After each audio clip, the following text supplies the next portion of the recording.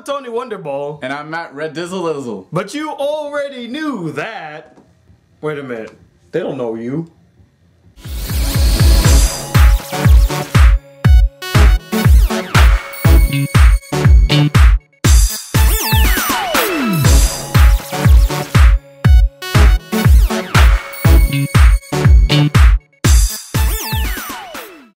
The Black Critic Guy, joined by my good friend once again, Matt Redman, from my Jack the Giant Slayer review. He's a cool guy, and we just got back from seeing the worst movie. He's not off. We just got back from seeing the Incredible Burt Wonderstone, and I gotta say,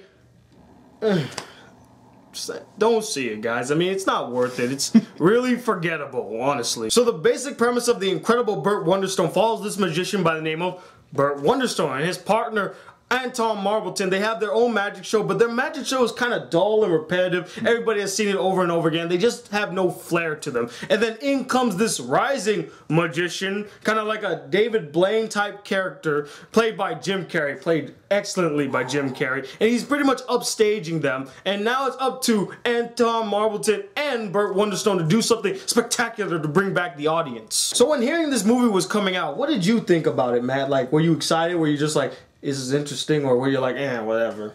I was excited because number one, Jim Carrey. Number two, Steve Carell. Number three, Olivia Wilde. Olivia Wilde. So after seeing the movie, how do you feel about it now? How could those actors let this go to the theaters? I kind of agree with Matt about those three actors. There were the reasons why I wanted to see the movie. But I gotta say, I mean, this movie, it's generic, it's cliche, it's dull, the characters are not interesting, and this review could be over. Bam! Don't see it. Done. But before we start talking about the stuff we didn't like, how about we talk about the few things that we really enjoyed? And the biggest thing that we really enjoyed, and I think you're gonna agree with me on this one, is Jim Carrey.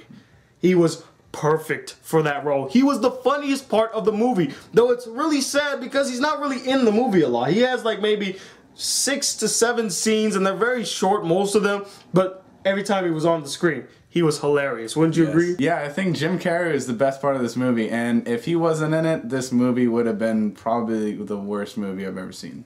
I doubt it's the worst movie you've ever seen. I mean, The Last Airbender, I mean, it doesn't get any worse than that. And I will say that there were some good jokes, like some of them did make me laugh. I wasn't just totally bored throughout the entire movie, but all in all, it's just a forgettable movie. Let's start off with the characters. Most of them, they're the biggest assholes and dicks I've ever seen put on screen. I mean, Steve Carell, he's good, he's a fine actor, but I didn't care for his character. I wasn't invested in his character. James Gandolfini, what the hell was he doing in this movie? He's just like, I guess ticket sales ain't doing so well.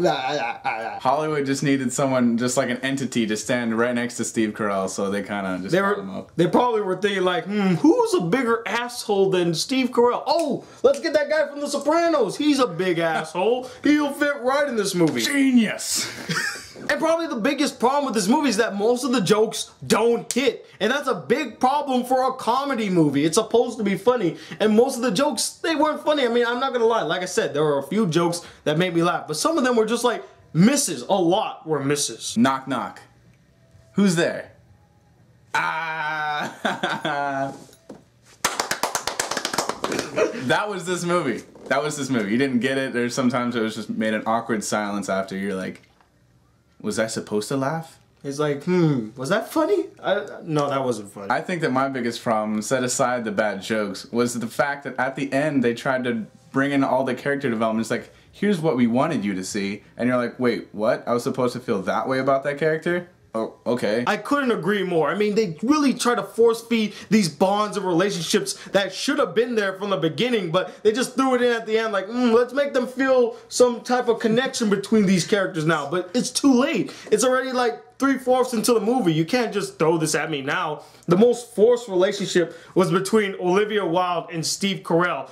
She hated him throughout like 3/5 of this movie, but by the last 2/5, she's like, oh my god, I'm in love with you now. But yeah, that's basically all we can talk about in this movie. There's nothing really grand or spectacular from The Incredible Burt Wonderstone. It's just another generic cliche movie following these generic cliche characters that aren't interesting at all, and nothing really grand comes out of it besides Jim Carrey. So overall, what would you give this movie, Matt?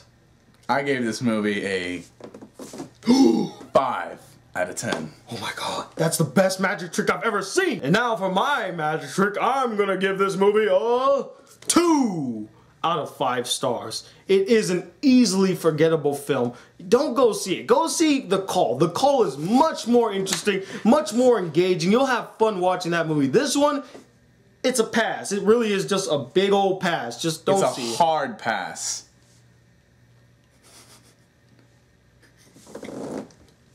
But anyway, what did you guys think of this film? Did you like it or did you hate it? And let us know what your favorite Jim Carrey movie is. Comment below, let us know. But until then, guys, hit that subscribe button if you're new to my channel. Welcome to the Black Critic Guy. Like this video if you really enjoyed it, if you love seeing our beautiful faces. And I'm Tony Watt II here with my good friend Matt Redman here on the Black Critic Guy. Until then, peace, YouTube.